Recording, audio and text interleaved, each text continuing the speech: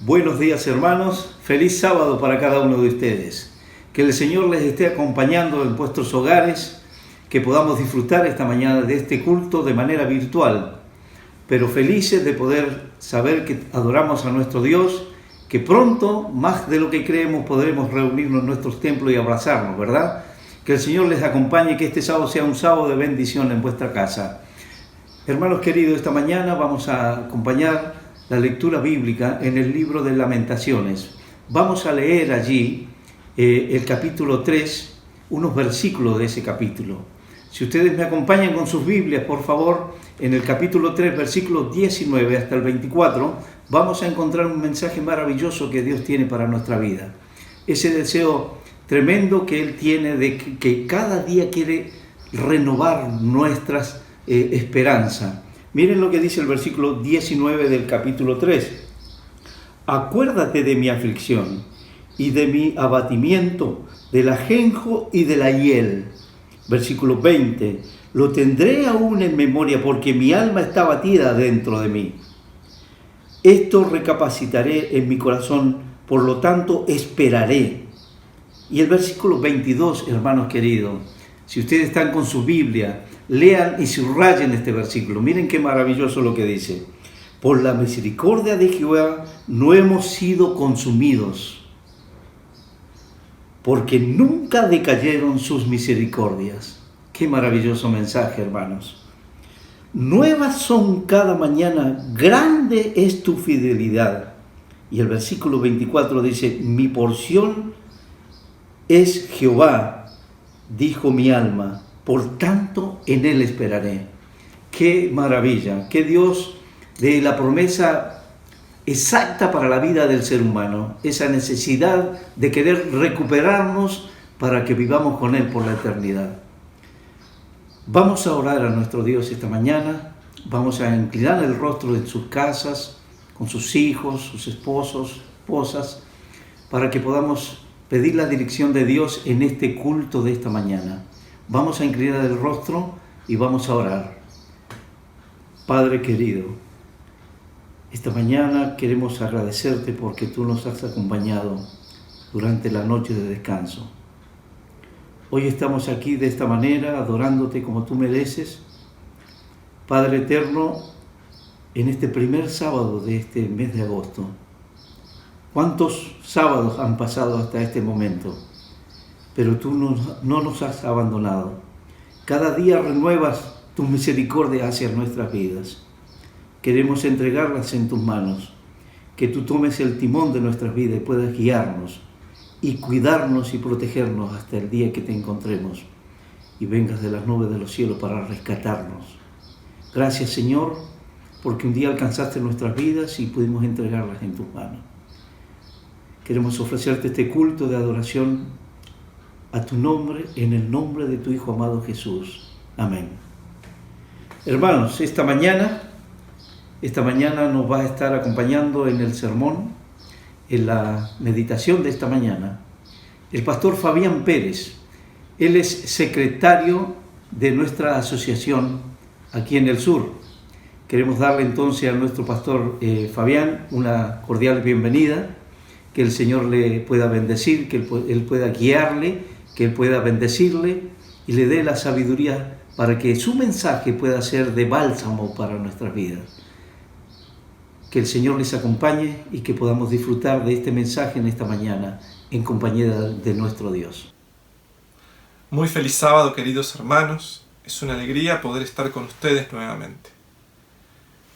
Me hubiese gustado poder encontrarme con ustedes allí en el templo, poder abrazarlos, poder conversar con ustedes. Pero no es posible. Esta pandemia se está alargando en el tiempo y el reunirnos se está haciendo complejo y imposible en estos momentos. Sin embargo, tenemos la oportunidad de reunirnos a través de la tecnología y agradezcamos a Dios por esa posibilidad. En esta mañana vamos a estudiar la palabra de Dios y los invito a que puedan en sus casas tener sus Biblias a mano, porque la idea es que podamos estudiarla juntos. Antes de abrir el texto bíblico, antes de poder meditar en la palabra del Señor, me gustaría que podamos hacer una oración. Querido Padre que estás en los cielos, te damos gracias porque tenemos la oportunidad de estudiar tu palabra. Te rogamos que tu Santo Espíritu nos guíe, para que no solamente podamos comprender tu mensaje, sino que también podamos aplicarlo a nuestra vida. Bendice a cada familia, a cada persona que está escuchando o que está viendo este mensaje. Querido Dios, que tu Santo Espíritu se pueda manifestar y que puedas guiarnos a toda la verdad de tu palabra. Lo pedimos en el nombre bendito de Jesús. Amén.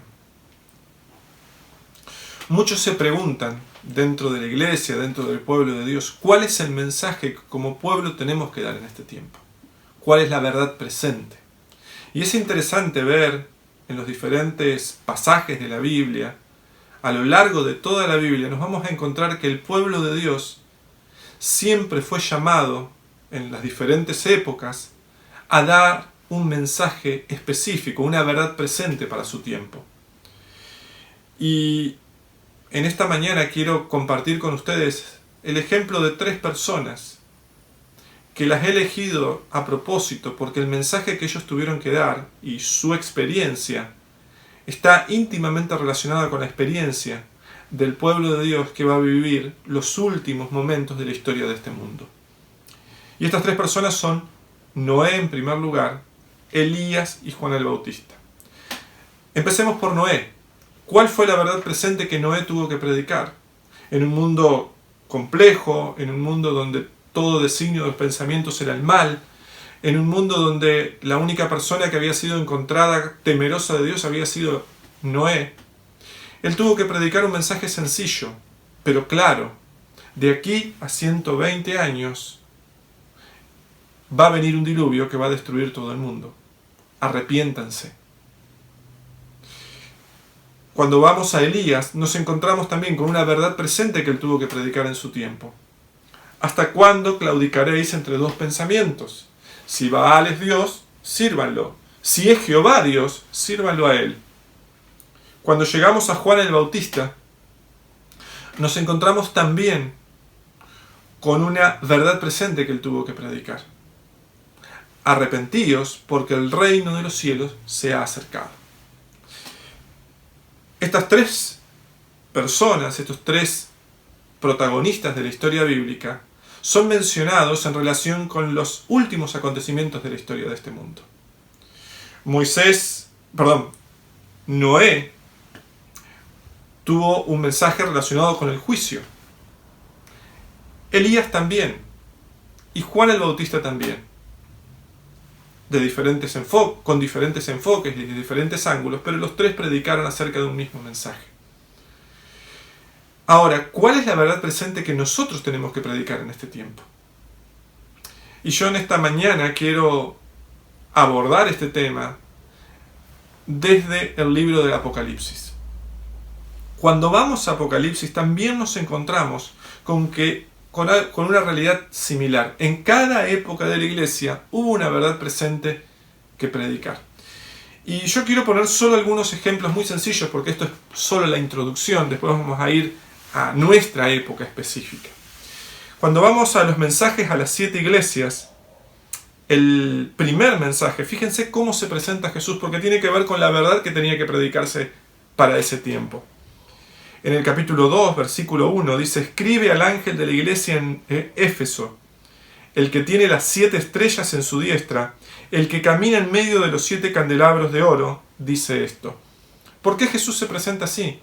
Para una iglesia que hacía poco tiempo que había visto a Jesús irse en las nubes de los cielos y que anhelaba que Jesús estuviera entre ellos todavía, el mensaje de que Jesús seguía caminando entre las iglesias a través del Espíritu Santo era un mensaje importantísimo para esa iglesia.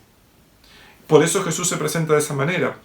Cuando vamos al versículo 7, nos encontramos que Jesús le promete a esa iglesia lo siguiente: al vencedor le daré a comer del árbol de la vida que está en medio del paraíso de Dios. Para una iglesia perseguida, para una iglesia muchas veces viendo cómo los apóstoles, discípulos y líderes eran martirizados, el saber que si ellos eran vencedores, iban a ser participantes del árbol de la vida, era un mensaje sumamente importante.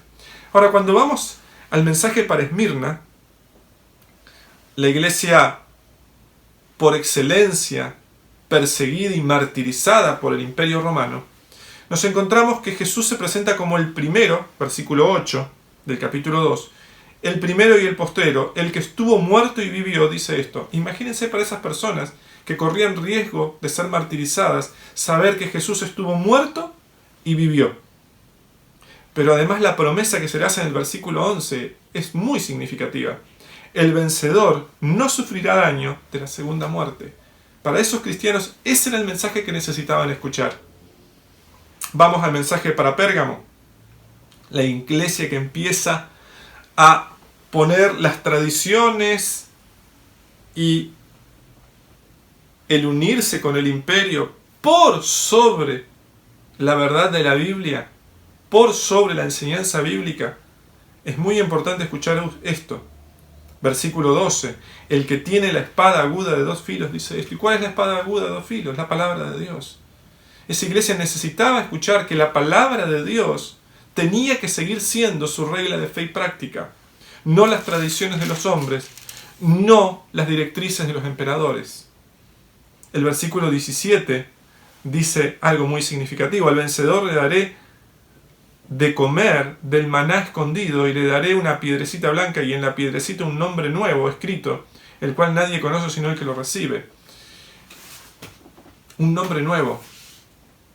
Una promesa de aquellos que habían luchado con los hombres y con Dios, como fue Jacob, y que habían vencido, pero tenía que arrepentirse para eso. Así como Jacob se arrepintió, esta iglesia necesitaba arrepentirse para recibir ese nombre nuevo. Ahora, vamos directamente al mensaje a la Odisea. ¿Cómo se presenta Jesús aquí? Y es muy importante que podamos comprender el significado de esto. Versículo 14 del capítulo 3. Escribe al ángel de la iglesia en la Odisea.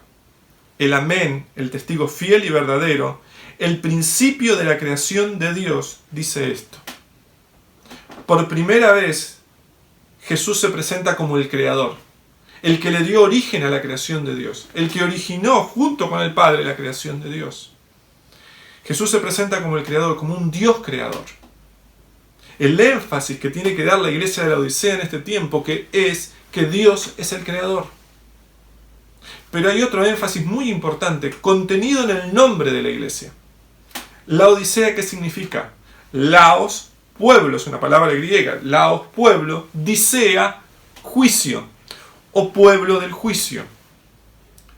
Jesús también se presenta como el testigo fiel que en este tiempo va a juzgar a su pueblo.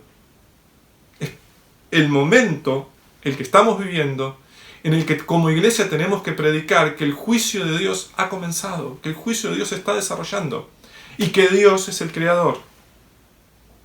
Ahora, ¿cuál es la característica de esta iglesia? Es una iglesia tibia, es una iglesia que no tiene fervor, que está llamada a despertar, a abrir los ojos, a arrepentirse. Y yo quiero compartir con ustedes una cita de Elena G. de White que se encuentra en Testimonio para los Maestros, página 475. Y esto que voy a leerles tiene que ver con la estrategia del enemigo. Y este es el pensamiento de Satanás. Fíjense lo que dice Elena G. de White acerca del pensamiento de Satanás. Debemos producir distracción y causar división. Y hoy en día estamos bombardeados de distracciones.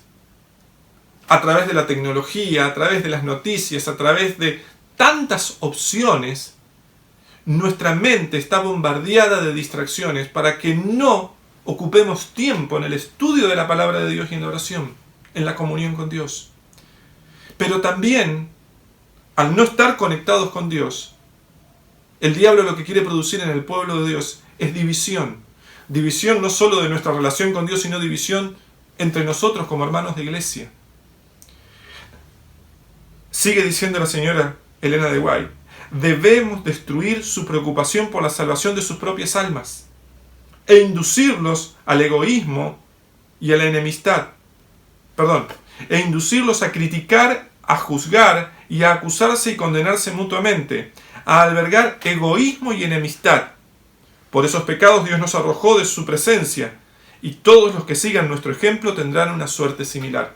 El diablo quiere destruirnos, quiere destruirte, pero piensa un poco, si en este tiempo de pandemia, tal vez al comienzo por el miedo, por la incertidumbre, no buscaste tal vez un poco más a Dios, pero a medida que pasa la pandemia, que se extiende el aislamiento y que se extiende esta situación, es como que nos vamos adormeciendo, nos vamos durmiendo en los laureles, nos vamos distrayendo con otras cosas y estamos descuidando nuestra preparación personal y la preocupación por la salvación de nuestras propias almas. Hay tantos temas que nos preocupan y que nos distraen que no estamos preocupados por lo principal, que estamos en el tiempo del juicio y que muy pronto Jesús vendrá a buscarnos.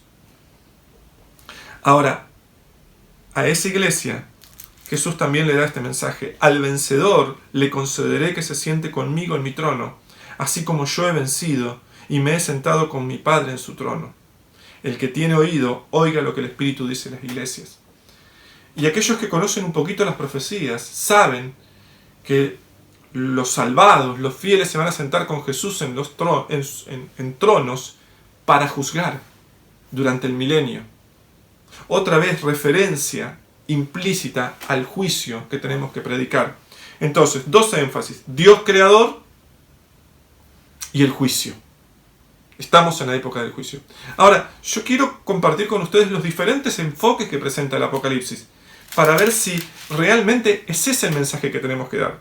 Vayamos a Apocalipsis capítulo 6, versículos 10 y 11. Y esto está en el contexto de la cadena profética de los 7 sellos, hacia el quinto y sexto sellos. Y fíjense lo que dice Apocalipsis capítulo 6, versículos 10 y 11. Hablando del quinto sello, cuando abrió el quinto sello, dice el versículo 9, habla de las personas que habían muerto por causa de la palabra de Dios y del testimonio que tenían. Dice: clamaban a gran voz diciendo: ¿hasta cuándo, Señor santo y verdadero, vas a tardar en juzgar y vengar nuestra sangre de los que habitan sobre la tierra? Otra vez una referencia clara al juicio. Entonces se les dio vestiduras blancas y se les dijo que descansaran todavía un poco de tiempo hasta que se completara el número de sus consiervos y sus hermanos, que también habían de ser muertos como ellos. Fíjense, el quinto sello se sitúa allá por la época de 1798-1800, y se les dice a estas personas: esperen un poco más, que todavía no se va a juzgar, pero ya va a empezar ese juicio. Después nos encontramos con el capítulo 7, versículos 1 al 3, y fíjense cuál es el mensaje que Dios nos da aquí. Después de esto vi 4 ángeles, en el contexto del sexto sello. Después de esto vi 4 ángeles de pie sobre los 4 ángulos de la tierra, deteniendo los 4 vientos de la tierra, para que no soplara viento alguno sobre la tierra, ni sobre el mar, ni sobre árbol alguno.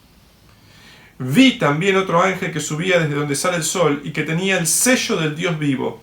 Clamó a gran voz a los 4 ángeles a quienes se les había dado el poder de hacer daño a la tierra, daño a la tierra y al mar, diciendo: no hagáis daño a la tierra, ni al mar, ni a los árboles, hasta que hayamos sellado en sus frentes a los siervos de nuestro Dios. El mensaje para este tiempo, en el contexto del sexto sello, es el del sellamiento. Ahora, ¿qué significa sellar a los hijos de Dios? El juicio investigador se hace para comprobar quiénes pueden recibir ese sello. Ese es el objetivo del juicio investigador. ¿Y en qué consta el sello? Vayamos a Isaías capítulo 8, versículo 16. No perdamos Apocalipsis porque vamos a volver. Pero vamos a buscar en Isaías capítulo 8, versículo 16.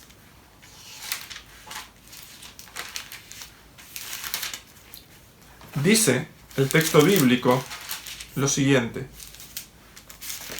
Isaías 8, 16. Dice: ata el testimonio y sella la ley entre mis discípulos. Ata el testimonio y sella la ley entre mis discípulos. El sello se encuentra en la ley de Dios. Ahora, cuando uno va a los pactos antiguos, el sello se encontraba en el centro de la ley, del centro del pacto, y ese sello contenía 3 informaciones fundamentales: el nombre del rey con el cual se firmaba el pacto, el título, el cargo que tenía ese rey y la jurisdicción de su dominio. Ahora vayamos a la ley de Dios y al corazón de la ley de Dios. Éxodo capítulo 20, versículos 8 al 11. Conocemos el texto de memoria, pero vamos a leerlo. No está de más que lo leamos. Éxodo capítulo 20, versículos 8 al 11. Dice el texto bíblico: acuérdate del sábado para santificarlo. 6 días trabajarás y harás toda tu obra, pero el 7º día es de reposo para Jehová, tu Dios. No hagas en él obra alguna, tú, ni tu hijo, ni tu hija, ni tu siervo, ni tu criada, ni tu bestia, ni el extranjero que está dentro de tus puertas. Porque en 6 días hizo Jehová los cielos y la tierra, el mar y todas las cosas que en ellos hay. Y reposó en el 7º día, por tanto Jehová bendijo el sábado y lo santificó. En el centro de la ley de Dios encontramos el sábado, y el sábado contiene esos 3 elementos: el nombre, Jehová nuestro Dios; el cargo o función, creador de los cielos y la tierra; y la jurisdicción, los cielos y la tierra. Ahora, por si tenemos alguna duda más, vamos a Éxodo capítulo 31, versículo 13. Éxodo 31, 13.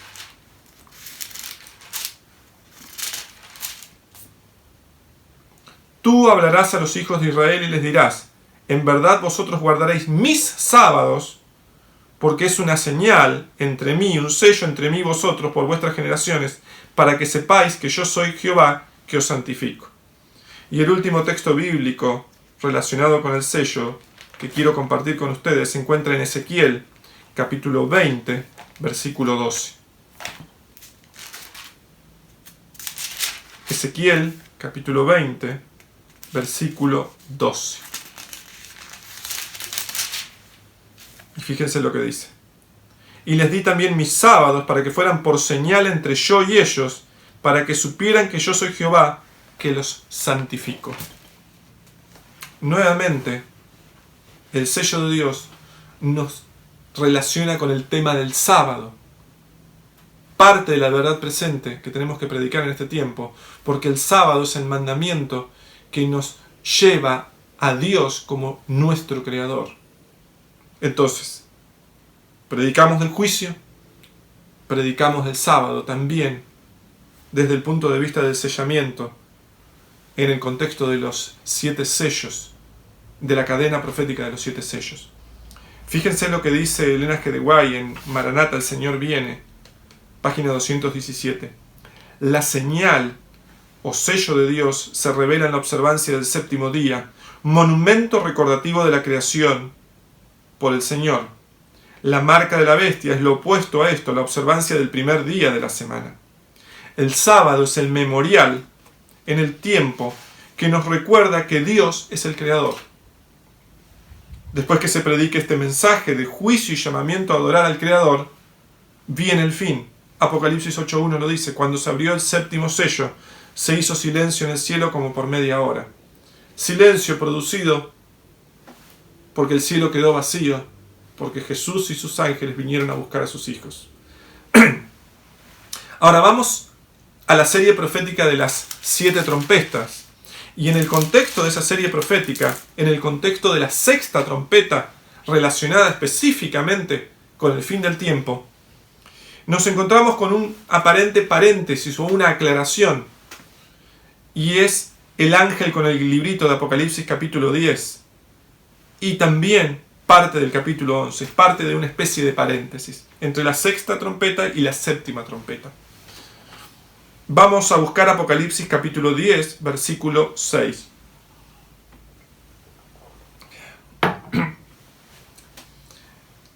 Y vamos a leer desde el versículo 5, si les parece. El ángel que vi de pie sobre el mar y sobre la tierra, levantó su mano hacia el cielo y juró por el que vive por los siglos de los siglos, que creó el cielo y las cosas que están en él, y la tierra y las cosas que están en ella, y el mar y las cosas que están en él, que el tiempo no sería más. ¿Por qué juró este ángel? ¿Por quién juró? Por el Creador. Por el Creador. Es muy interesante cuando uno ve este ángel que levanta una mano hacia el cielo y jura por el Creador, que es muy parecido al ser celestial, al ángel que jura también en Daniel capítulo 12. Y vamos a buscar Daniel capítulo 12, versículo 7, porque es muy parecido, pero es diferente. Daniel 12:7. Oí al varón vestido de lino que estaba sobre las aguas del río, el cual alzó su mano derecha y su mano izquierda al cielo, y juró por el que vive por los siglos, que será por tiempo, tiempos y la mitad de un tiempo, y cuando se acabe la dispersión del poder del pueblo santo, todas estas cosas se cumplirán. El ángel de Daniel, situado 1260 años antes del fin del poder papal, o de la herida de muerte dada al poder papal, jura por el que vive por los siglos de los siglos, levantando ambas manos al cielo. Ahora, el ángel de Apocalipsis 10 levanta una sola mano al cielo, porque la otra la tiene ocupada con el librito abierto, que es el libro de Daniel, nosotros sabemos eso. Es el librito que estuvo cerrado durante mucho tiempo, pero se abre en el tiempo del fin. ¿Sí? Y este ángel de Apocalipsis 10 jura por el Creador, porque la verdad presente para este tiempo es que Dios es el Creador y que la hora de su juicio ha llegado. Ahora, ¿desde dónde sacamos que la hora de su juicio ha llegado y que en este contexto de las 7 trompetas también se menciona eso? Vamos al capítulo 11 de Apocalipsis, versículos 1 y 2. Entonces me fue dada una caña semejante a una vara de medir, y se me dijo: levántate y mide el templo de Dios y el altar y a los que adoran en él, pero el patio que está fuera del templo déjalo aparte y no lo midas, porque ha sido entregado a los gentiles. Es muy interesante. A Juan se le da una caña semejante a una vara de medir. Ahora, ¿qué significa eso? Y solo puede medir el templo y los que adoran en él, pero no puede medir el patio que ha sido dado a los gentiles. Es muy significativo esto. Cuando se habla de vara de medir en la Biblia, y a veces usamos esa expresión, te están midiendo, te están juzgando. Te están midiendo, te están ahí, te están juzgando. Bueno, en la Biblia tiene el mismo significado. Pero ¿por qué solo puede medir el templo y los que adoran en él y no puede medir el patio que ha sido dado a los gentiles? Por una razón muy importante. Vamos a 1 de Pedro 4:17. 1 de Pedro, capítulo 4. Vamos a volver a Apocalipsis, así que no pierdan Apocalipsis. Capítulo 4, versículo 17. Es tiempo de que el juicio comience por la casa de Dios. Y si primero comienza por nosotros, ¿cuál será el fin de aquellos que no obedecen al Evangelio de Dios? El juicio que comenzó en 1844, el juicio investigador, es un juicio que se da solo sobre aquellos que en algún momento aceptaron a Cristo. ¿Por qué no se juzga a los que nunca aceptaron a Jesús? San Juan 3:18 nos aclara esa situación. San Juan capítulo 3, versículo 18, cuando Jesús estaba hablando con Nicodemo, le dijo lo siguiente. Versículo 18. El que en él cree no es condenado, pero el que no cree ya ha sido condenado porque no ha creído en el nombre del unigénito Hijo de Dios. Aquellos que nunca aceptaron con Jesús, que no tienen intenciones de vivir con Jesús, ya han sido condenados. No van a ser juzgados en esta etapa de juicio investigador, porque ellos ya tomaron la decisión de no ir al cielo. Y sería contradictorio y hasta injusto e inmisericordia que Dios los juzgara y los obligara, por ejemplo, a ir al cielo, si ellos no quieren ir. Entonces, este juicio que comenzó en 1844 es un juicio que se dirige, que está destinado a juzgar a aquellos que aceptamos a Jesús. Pero no es un juicio de condenación, es un juicio que tiene el objetivo de vindicar el carácter de Dios y liberarnos definitivamente a nosotros de la condenación del pecado. Por eso son buenas noticias. El mensaje que tenemos que dar para este tiempo, de un Dios que es creador y que tiene un propósito para tu vida y la mía, querido hermano, querido amigo, es también el mensaje de un Dios que también hace juicio, pero no un juicio para condenarte, sino un juicio para salvarte. Y alabado sea Dios por eso. Después que se dé este mensaje, viene el fin, cuando todos los reinos sean de Cristo. Séptima trompeta. La séptima trompeta nos dice eso. Fíjense lo que dice el capítulo 11, versículo 17. Te damos gracias, Señor Dios Todopoderoso, el que eres, que eras y que has de venir, porque has tomado tu gran poder y has reinado. Jesús ya deja de realizar la obra de juicio, termina su obra intercesora, se saca sus vestiduras sacerdotales y se coloca sus vestiduras reales. Una vez que termina el juicio investigador, Jesús se viste como rey para venir a buscar a sus hijos. Y vamos al último enfoque en relación con esta temática. Vamos a Apocalipsis 14. Vimos desde el punto de vista de las 7 iglesias, desde el punto de vista de los 7 sellos y desde el punto de vista de las 7 trompetas, que en este tiempo final, como pueblo, como iglesia, tenemos un mensaje que predicar, una verdad presente. Que Dios es el creador y que tenemos que adorar a ese Dios creador y que ha llegado la hora de su juicio. Y fuimos agregando elementos que tienen que ver con eso. La forma de adorar a Dios el creador es a través de la observancia del sábado. La forma de predicar acerca del juicio es acerca de un juicio investigador sobre aquellos que aceptaron a Jesús, que entregaron sus vidas a Cristo, y es un juicio para salvar y no para condenar. Porque Jesús vino a este mundo a salvar al mundo y no a condenarlo. Ahora, aquellos que rechazan este mensaje, que se apartan de la luz que algún día recibieron, van a ser condenados. No porque Jesús quiera condenarlos, sino porque ellos han elegido otro camino. Ahora, cuando vamos a Apocalipsis 14, nos encontramos que a partir del versículo 6 hasta el versículo 13, se nos presentan 3 mensajes angélicos. Y estos 3 mensajes angélicos son por excelencia los mensajes que tiene que predicar el pueblo de Dios en el tiempo del fin. Es la obra de predicación que tiene que hacer el pueblo de Dios. Ante la oposición de la triple alianza satánica del dragón, la bestia y el falso profeta, Dios tiene 3 ángeles que nos representan a nosotros, te representan a ti, lo representan a usted, la representan a usted, me representan a mí. 3 ángeles que tienen un mensaje muy importante que dar en este tiempo. Y yo quiero ir a Apocalipsis capítulo 14, versículos 6 y 7.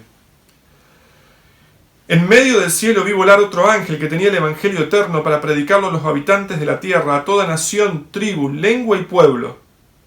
Decía a gran voz: temed a Dios y dadle gloria, porque la hora de su juicio ha llegado. Adorad a aquel que hizo el cielo y la tierra, el mar y las fuentes de las aguas. Si en las referencias anteriores podíamos intuir cuál era el mensaje que teníamos que predicar, Apocalipsis 14 nos presenta claramente cuál es ese mensaje. Y en primer lugar quiero destacar un aspecto. Tenemos que predicar el evangelio eterno, que también tuvieron que predicar Noé, Elías y Juan el Bautista. Y el pueblo de Dios a través de todas las edades. Porque la salvación, el evangelio es eterno. De la misma manera que se salva a Adán, de la misma manera te salvas tú, me salvo yo. Nos salvamos nosotros. Por la fe en la sangre derramada por Jesucristo. No hay otra manera de ser salvos. Pero como parte de ese evangelio, en este tiempo especial, tenemos que hacer una invitación al mundo a adorar al Creador de los cielos y la tierra. Tenemos que hacer una invitación al mundo a que entiendan que estamos viviendo en la hora del juicio y que muy pronto ese juicio va a terminar y Cristo va a venir a buscar a sus hijos. Ahora, cuando pensamos en que el santuario de Israel representaba todas las etapas del plan de salvación. Y nos encontramos que en el momento que era purificado el santuario, cuando el sumo sacerdote entraba al lugar santísimo, eso representaba el inicio del juicio investigador o el juicio investigador. Nos encontramos con algo muy importante. El lugar santísimo tenía un mueble y elementos muy significativos que tienen que ver con la verdad que tenemos que predicar en este tiempo. Y yo quiero que en tu imaginación puedas ir al lugar santísimo del santuario celestial, pero también al lugar santísimo del santuario terrenal, que tenía la figura de las cosas celestiales. ¿Qué había en ese lugar santísimo? El arca del pacto, que contenía ¿qué? Los 10 mandamientos. Los 10 mandamientos que son la regla por la cual somos juzgados. ¿Qué contenía el arca del pacto también? La vara de Aarón, que floreció, que reverdeció. ¿Qué más contenía? El maná. Y cuando vamos a eso, a esa realidad, nos encontramos que nuevamente se vuelve a destacar el sábado. En el centro de la ley de Dios está el sábado. Cuando vamos al maná, también el pueblo de Israel, cuando veía el maná, recordaba algo sumamente importante: que Dios era su proveedor, que Dios era su sustentador, pero también el maná era una prueba de fe en relación con la observancia del sábado. El sábado nunca fue instituido como una regla a cumplir, sino como un momento en el cual nos encontramos con Jesús y en el cual hacemos un uso práctico de nuestra fe.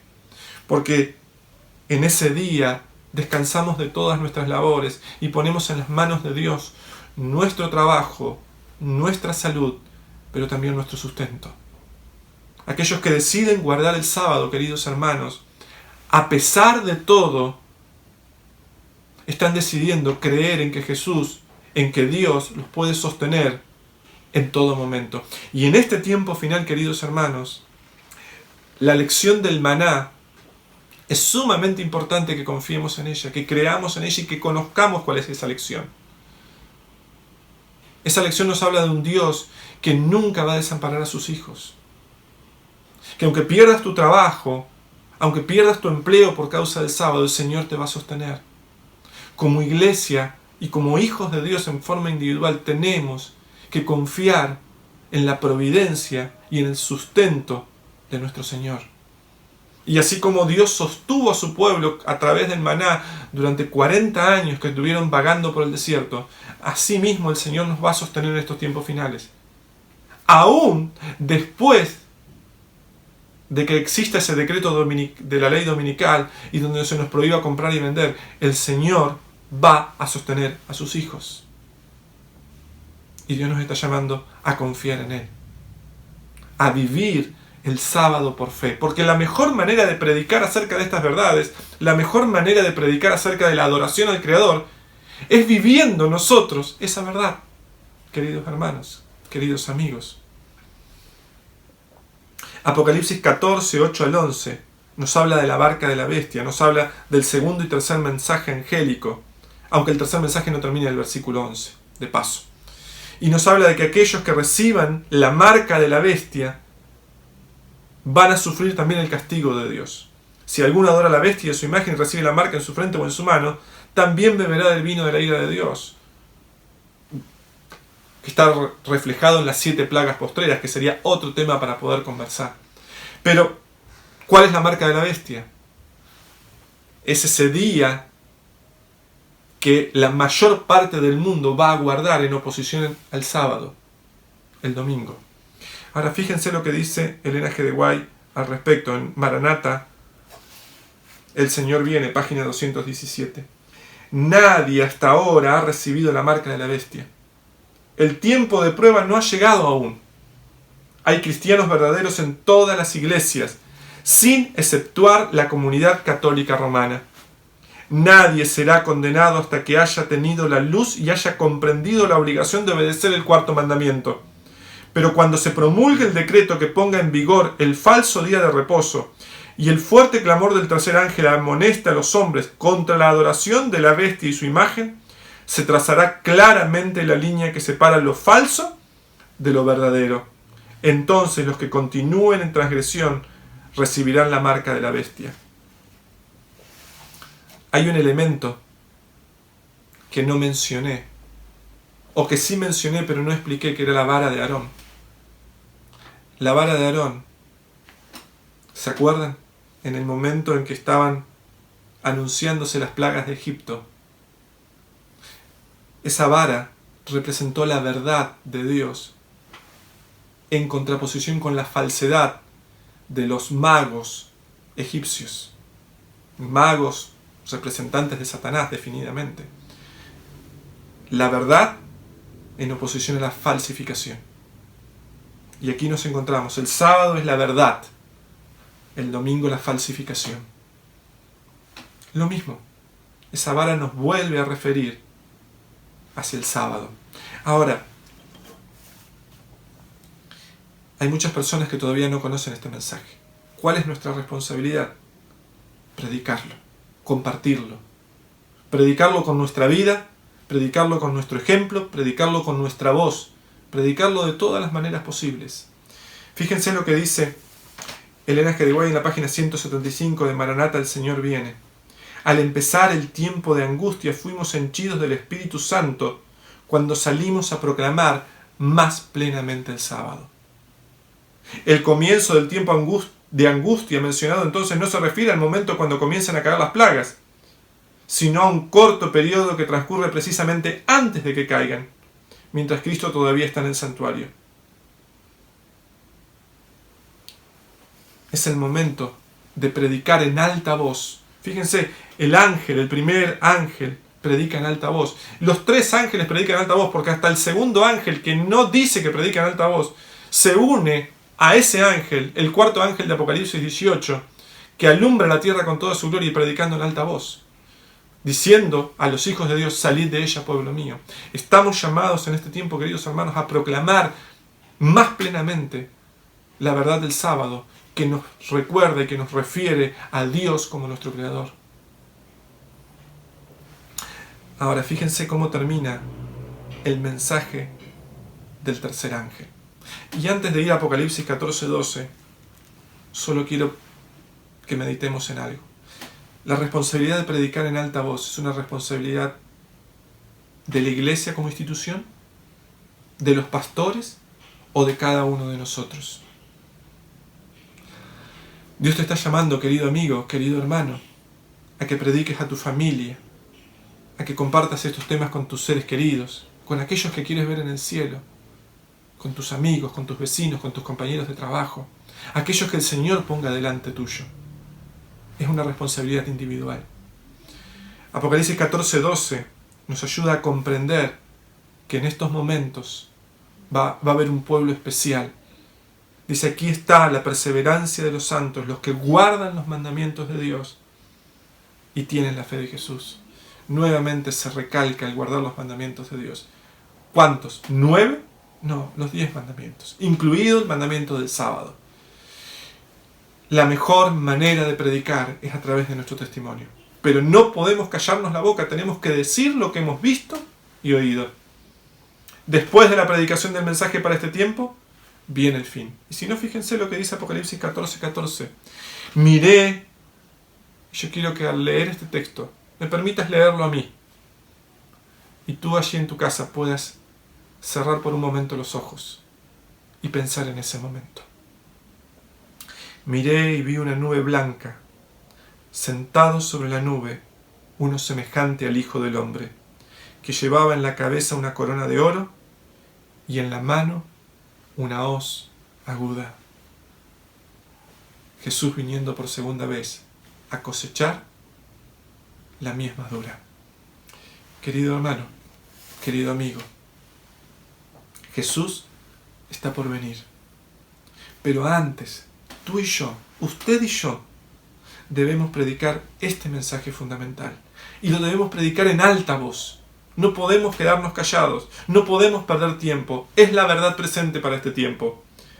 Adorar al Creador. Y para eso debemos guardar el sábado. Reconocer que Dios es nuestro Creador.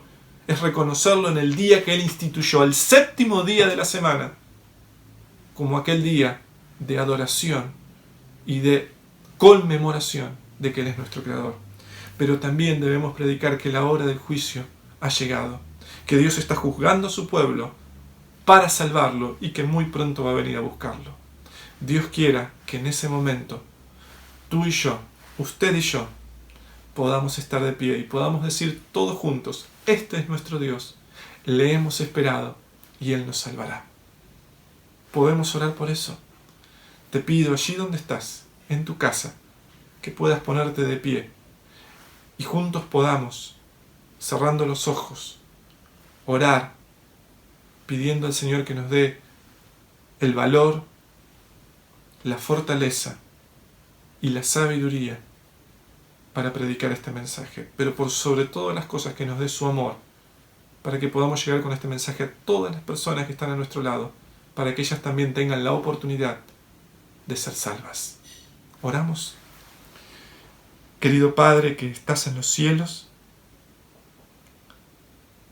cariñoso Dios, gracias porque tu palabra es bien clara. Gracias porque nos das este mensaje tan importante que predicar. Ayúdanos a hacerlo con poder, con fervor, con pasión, con amor. Ayúdanos a hacerlo en alta voz.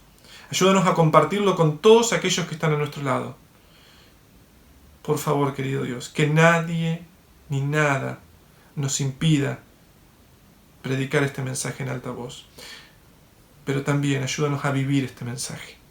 Ayúdanos a ser fieles a ti. Ayúdanos a guardar el sábado como tú quieres que lo hagamos para que ese sea el mejor testimonio que podemos dar. Ayúdanos a llevar a nuestros seres queridos, familiares, a los brazos de Jesús y que juntos podamos prepararnos para el encuentro con Cristo. Oramos en su precioso nombre, pidiéndote que Jesús venga pronto. En el nombre de Jesús. Amén.